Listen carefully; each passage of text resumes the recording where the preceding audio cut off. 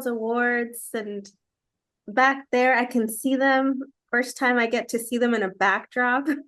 Oh, yeah, sorry. It's my office. I love it. I feel honored to be able to take a look and view them as I speak to you. And for the kiss, which after watching, now I also understand why it's been winning awards and being nominated in film festivals. Yeah, it's a great story. I really liked it. It's something I've been wanted to do for a while. It's such a great novel. It's such a great story, and it's a very important story. So finally, we found the money and we found the actors, of course, and I think we did a pretty good job. You did. And I love the story that, I mean, all the love stories around, like before, after a war. I mean, I feel like there's more sentiment. Life doesn't always give us a happy ending. And I'm not, and then but I like how in this one, in a way, we kind of get to create our own. You know, it's interesting you're saying if it's a happy end or not a happy end. I don't know. I was trying to keep it open, but it depends on, I think, of the viewer. If you are very optimistic, if you want a happy end, you can interpret it as a happy end and opposite. But what I really liked about the story is it's about pittiness. It's about, can love be mixed up with pittiness, or can pittiness be mixed up with love? That's really the big conflict in, and also tells something of the nature of love and prejudice and so on. And I mean, it's about this young guy Anton who is invited to a party at a rich. He's in a barracks. He's a soldier, but he's invited by a baron into a big dinner, and then he meets this girl, and she falls in love with him, but she's handicapped, and he has a lot of strong emotions for her, but he for him, in the position he is being a soldier, he cannot have been in love. He cannot have a handicapped girl. So, but at the same time, he's confused because he loves her. Or he doesn't know if he loves her. So it's really all about that, and she wants to be respected as for the human being she is, and not for something else. That's all she wants. And I think all these moral conflicts is very, very beautiful orchestrated. I mean, it comes from the novel, but I think it's a beautiful and dramatic also love story. It is. And I love how right now you talk about this, like the whole thing about pittiness and how the doctor talks about the two kinds to Anton, that two kinds of pittiness that we come across. Yeah, that's really what the theme is, and that it doesn't make Anton more clear about his own emotion of what kind of love it is, but it's yeah. Well, what can he do? He's a young, innocent man, and I think he loves her, but he just can't do it. And in the very end, he gets desperate, and he has to.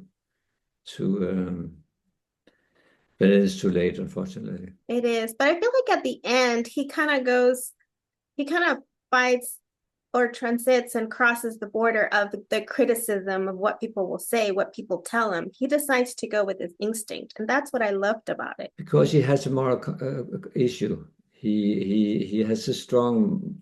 He has a strong moral, and his moral is tested by this affair with this girl, and he starts to lie about it for his friends and so on. So he has to.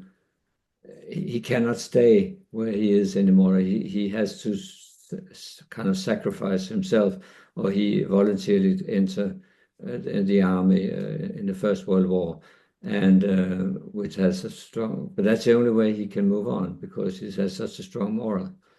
So yeah. I loved Edith, but sometimes it was frustrating to see her get so upset so easily. But with someone that loses her movement, I mean, we can't blame her sometimes. No, and I also understand her frustration, because all she's asking for to be respected for who she is, and but people see her with pittiness, and she doesn't want to have any pittiness. She just want to be the person she is, and also, I mean, Anton also feels sorry for her, but does he, as he loves him deeply, but does he loves her? It's all these mixed feelings against his moral and his, yeah.